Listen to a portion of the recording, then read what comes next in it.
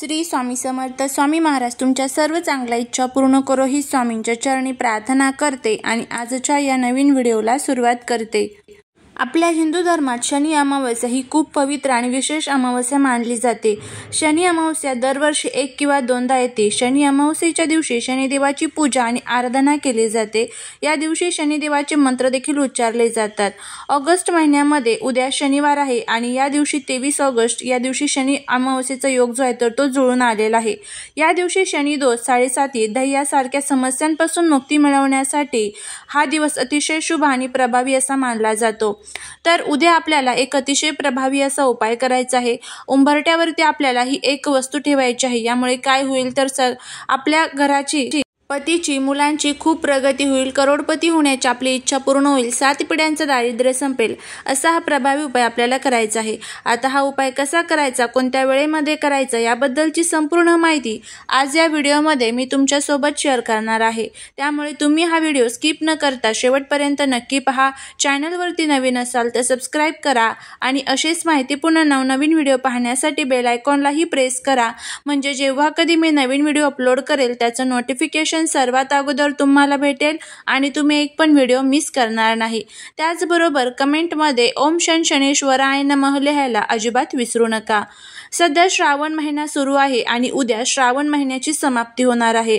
अमावस्याची जी तारीख आहे तर ती 22 ऑगस्ट रोजी सकाळी 11:55 सुरू झालेली आहे आणि अमावस्याची समाप्ती ही 23 ऑगस्ट रोजी उद्या सकाळी 11:35 होणार आहे. त्यामुळे या दिवसाला शनिश्चर अमावस्या किंवा शनी अमावस्या या नावाने ओळखलं जातो. जो व्यक्ती या दिवशी शनिदेवाची पूजा करतो, दान करतो, विशेष उपाय करतो त्याला शनीच्या दुष्परिणामापासून मुक्ती मिळत असते. जीवनात शांती, समृद्धी आणि न्याय मिळत असतो. त्यामुळेच या दिवशी काही प्रभावी उपाय आणि सेवा करायला विशेष महत्त्व दिलं जातं. या दिवशी तुम्ही पवित्र नद्यांमध्ये स्नान करा, तर्पण करा, पिंडदान करा. तुम्हाला पितृदोषापासून मुक्ती मिळेल. त्याचबरोबर शनीच्या मूर्तीवरती मोहरीचं तेल, काळे तीळ, काळे उडीद, निळी फुले प्रसाद म्हणून अर्पण करा. त्यामुळे सुद्धा तुम्हाला याचा चांगला परिणाम भेटेल. त्याचबरोबर शनी चालीसा, शनी स्तोत्र, हनुमान चालीसा यासारख्या स्तोत्रांचं आणि मंत्रांचं पठण करा. घरामध्ये करा, मंदिरांमध्ये करा तरी चालेल. गरीब आणि गरजू व्यक्तीला अन्नदान करा. काळे तीळ, छत्री यासारख्या गोष्टींचं दान तुम्ही करायचं आहे. हे उपाय केल्यामुळे काय होतं तर आपली साडेसाती, दह्या यासारख्या दुष्परिणामांपासून मुक्तता मिळते. कर्जातून मुक्तता मिळते. पैशांच्या संबंधित अडथळ्यांचे जे निवारण होते. कायदेशीर बाबींमध्ये यश आणि शत्रूंवरती विजय मिळतो. व्यवसाय आणि करिअरमध्ये सकारात्मक परिणाम पाहण्यासाठी मदत होते. मानसिक शांती आणि मोक्ष मिळवण्याची एक संधी असते. त्यामुळे हे साधे सोपे उपाय जे आहेत तर ते आपल्याला या दिवशी करायचे असतात. या दिवशी जर तुम्ही हे उपाय केले तर तुम्हाला याचा खूप चांगला फायदा जो आहे तर तो बघायला मिळत असतो. त्याचबरोबर या दिवशी आपल्याला मासे जे असतात, आपल्या आजूबाजूला जर कुठे तलाव असेल, विहीर असेल तर त्यांना पिठाचे गोळे जे आहेत तर ते तुम्हाला खाऊ घालायचे आहे. त्याचबरोबर तुमच्या आजूबाजूला जिथे कुठे मुंग्या असतील, मुंग्यांना साखर खाऊ घालायची आहे. पिंपळाच्या झाडाची पूजा करायची आहे. पिंपळाच्या झाडाला मोहरीच्या तेलाचा दिवा हा आवर्जून अर्पण करायचा आहे. या सोप्या गोष्टी असतात पण याचे जे फायदे आहेत तर ते खूप अगणित असतात. त्याचबरोबर हा जो एक साधा उपाय आहे तर तो सुद्धा तुम्हाला करायचा आहे. बघा, आपण खूप कष्ट करतो, मेहनत करतो पण त्या कष्टाचं, मेहनतीचं फळ आपल्याला मिळत नाही. घरामध्ये आलेला पैसा हा घरामध्ये टिकत नाही. कुठे ना कुठे तो खर्च होऊन जातो. त्याचबरोबर आपल्याला असं वाटतं की मी कोणतंही काम हातामध्ये घेतो किंवा घेते तर त्यामध्ये मला यश मिळत नाही आणि सतत पैसा जो आहे तर तो वारंवार कुठे ना कुठे खर्च होऊन जात असतो. घराची, पतीची, मुलांची प्रगती जी आहे तर ती थांबून जाते. ज्यावेळेस अमावस्या तिथी जवळ येते त्यावेळेस आपल्याला हे जे दोष आहेत तर ते प्रामुख्याने आढळून येतात की आपल्या घरामध्ये आपल्याला भांडण, कटकट, वादविवाद हे खूप मोठ्या प्रमाणामध्ये जाणवत असतात. त्याचबरोबर घरामध्ये आपल्याला नकारात्मक गोष्टींचा प्रभाव आहे तर तो जास्त जाणवत असतो. अमावस्या तिथी अशी असते की यावेळेस नकारात्मक शक्ती आणि त्याचबरोबर तंत्रमंत्र यासारख्या गोष्टी ज्या आहेत तर त्या खूप मोठ्या प्रमाणामध्ये केल्या जातात. त्यामुळेच अमावस्या तिथीला तुम्हाला काही महत्त्वाचे नियम जे आहेत तर ते पाळायचे असतात. त्यामध्ये घरामध्ये भांडण, कटकट, वादविवाद होणार नाही याची आपल्याला काळजी घ्यायची असते. त्याचबरोबर या दिवशी कोणाचाही आपल्याकडनं अपमान होणार नाही याची काळजी घ्यायची असते. यासोबतच घरामध्ये ब्रह्मचर्याचं पालन देखील करायचं असतं। गाय, कुत्रा, कावळा यांना काहीतरी खाण्यासाठी द्यायचं असतं। पंचडाळी ज्या असतात तर त्या एकत्र करून पशुपक्ष्यांना त्या खाण्यासाठी तुम्हाला ठेवायचे असतात। या साध्या साध्या गोष्टी असतात, ह्या जरी तुम्ही केल्या तरीही तुम्हाला त्याचा फायदा जो आहे तर तो बघायला मिळेल।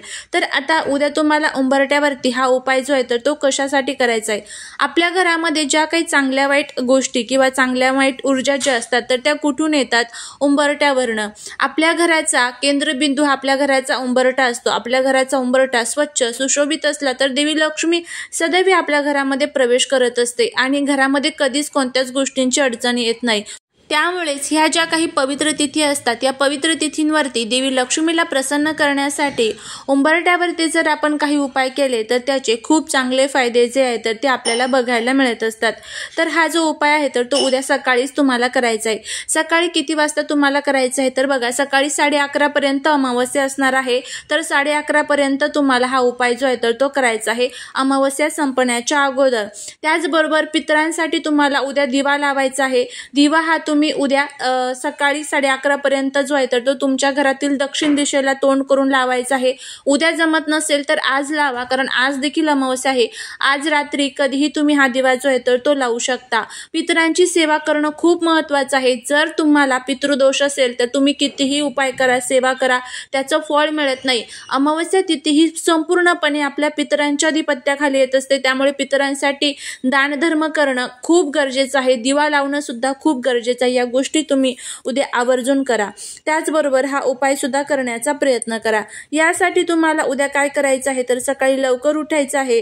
त्यानंतर स्वच्छ तुम्हाला आंघोळ करायची आहे। आता आंघोळीच्या पाण्यामध्ये तुम्हाला थोडीशी हळद आणि गंगाजल टाकून तुम्हाला आंघोळ करायची आहे आणि त्यासोबतच तुम्हाला भगवान सूर्यदेवांना अर्घ्य अर्पण करायचं आहे आणि एक तांब्याभर पाणी घ्यायचं आहे। त्यामध्ये थोडीशी हळद आणि गोमूत्र टाकायचं आहे। हे पाणी जे आहे तर ते आपल्या मुख्य उंबरठा जो असतो तर तेथे तुम्हाला शिंपडायचं आहे आणि संपूर्णपणे ते पाणी जे आहे तर ते एखाद्या स्वच्छ कपड्याने तुम्हाला पुसून घ्यायचं आहे। यानंतर तुम्हाला थोडीशी हळद घ्यायची आहे, हळदीमध्ये गोमूत्र मिक्स करायचं आहे, पाणी मिक्स करायचं आहे आणि याचं लेपन जे आहे तर ते तुम्हाला तुमच्या उंबरठ्यावरती द्यायचं आहे। हळदीचं लेपन कसं देतात हे आता सर्वांनाच माहिती झालेलंच असेल। त्यानंतर आता काय करायचं आहे तर तुम्हाला एक दिवा जो आहे तर तो प्रज्वलित करून घ्यायचा आहे। तुम्ही हा दिवा तेलाचा किंवा तुपाचा कोणताही करू शकता, काहीच अडचण नाही। आणि पहिल्यांदा आपल्याला स्वास्तिक जे आहे तर ते कुंकवाच्या साहाय्याने काढून घ्यायचं आहे। मुख्य दरवाजावरती स्वास्तिक काढायचं आहे। आपला जो उंबरठा आहे तर उंबरठ्याच्या मध्यभागी तुम्हाला स्वास्तिक काढायचं आहे आणि आता हा जो उपाय आहे तर तो तुम्हाला करायचा आहे। एक प्लेट घ्यायची आहे, त्या प्लेटमध्ये तुम्हाला थोड्याशा गवऱ्या ज्या असतात ना तर त्या ठेवायच्या आहे। त्यावरती तुम्हाला कापूर ठेवायचा आहे आणि थोडंसं तूप टाकायचं आहे आणि ते संपूर्णपणे तुम्हाला प्रज्वलित करून घ्यायचं आहे। उंबरठ्याचा जो बाहेरचा भाग असतो ना तर तिथे तुम्हाला ते ठेवायचं आहे। थोडासा दही भात जो असतो तर तो तयार करून घ्यायचा आहे। तांदूळ शिजवत असताना त्यामध्ये मीठ टाकायचं नाही, तांदूळ शिजवून झाले की ते थंड करून घ्यायचे आणि तो भात जो आहे तर त्यावरती थोडंसं दही टाकायचं आणि बाहेर उंबरठ्यावरती ज्या ठिकाणी आपण गौरी पेटवण्यासाठी ठेवलेली आहे तर तिथे तुम्हाला जायचं आहे। तिथे गेल्यानंतर त्या अग्नीमध्ये तुम्हाला जे दही भात आहे ना तर त्याची अघोरी जी आहे तर ती तुम्हाला द्यायची आहे। आपण ही अघोरी कशासाठी देत आहोत तर ते आपल्या पितरांसाठी देत आहोत। आपल्या पितरांना तृप्तता मिळावी, त्यांच्या आत्म्याला शांती मिळावी यासाठी थोडेसे जे दही भात आहे तर तो तुम्हाला त्या अग्नीमध्ये टाकायचा आहे आणि अग्नीमध्ये टाकत असताना तुम्हाला ओम पितृदेवाय नमः, ओम पितृदेवाय नमः या मंत्राचा जप करत राहायचं आहे। असं तुम्ही 11 वेळेस किंवा 21 वेळेस जे आहे तर ते करू शकता। संपूर्णपणे तुमची अघोरी देऊन झाली की त्यानंतर जे साहित्य झालेलं आहे तयार, खाली जी अग्नी शांत होईल त्यानंतर ते संपूर्ण साहित्य जे आहे तर ते निर्मल्यामध्ये टाकून द्यायचं आहे। जर भात शिल्लक असेल तर तो कावळ्याला खाण्यासाठी ठेवायचा आहे। अशा पद्धतीने तुम्हाला हा जो उपाय आहे तर तो करायचा आहे। अगदी साधा सोपा हा उपाय आहे, खूप प्रभावी आहे। पितृदोष दूर होईल, घरातील वाईट शक्ती दूर होतील, नकारात्मकता दूर होईल, वास्तुदोष दूर होईल, त्याचबरोबर घरामध्ये जे आजारपण सतत येत असतं तर ते सुद्धा दूर होईल पैशांच्या अडचणी सुद्धा तुमच्या दूर होतील असा हा प्रभावी उपाय आहे. घराची, पतीची, मुलांची खूप प्रगती होईल. करून बघा, नक्कीच तुम्हाला याचा फायदा जो आहे तर तो बघायला मिळेल आणि त्याचबरोबर घरातील दारिद्र्य सुद्धा तुमचा नष्ट होताना तुम्हाला दिसून येईल.